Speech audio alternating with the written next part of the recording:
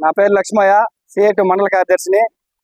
ఏదైతే గతంలో వైసీపీ ప్రభుత్వం 42 రోజులు సమ్మెలో హామీలు లాస్ట్ మూమెంట్లో హామీలు ఇచ్చి వాళ్ళు చేతులు దులుపుకున్నారు.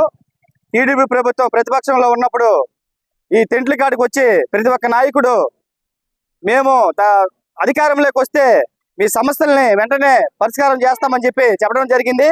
అదేవిధంగా ఇప్పుడు మీరు అధికారంలో ఉన్నారు. వాళ్ళ సమస్యలు ప్రధానమైన సమస్య ఏదైనా ఉన్నదంటే మీకు తెలిసి ప్రతి ఒక్కటి ఆ సమస్యలు ముఖ్యంగా మేము వేతనాలు పెంచమని చెప్పి డిమాండ్ చేస్తున్నాము. అంగన్వాడీ కమిటీ తరఫున యూనియన్ తరఫున కూడా 26,000 మాకు మీరు ఏ మట్టి ఖర్చులు ఇచ్చినాము, 30 రోజులు లీవులు పెంచుతున్నాము, మట్టి ఖర్చులు ఇస్తున్నాము అనే విధంగా కాకుండా మేమేదైతే ప్రధాన డిమాండ్ ఏదైతే ఉన్నదో దాన్ని మేము ముందుకు తీసుకుని వస్తూ సిఐటి తరఫున గట్టిగా డిమాండ్ చేస్తున్నాము. 26,000 పెంచాలి. ఇప్పుడుండే ఈ రాష్ట్ర ప్రభుత్వము ఈ ఉండే సమస్యల మీద నిత్యావసరమైన వస్తువులు ధరలు పెరిగిపోయి వాళ్ళు చేసే ప్రయాణంలో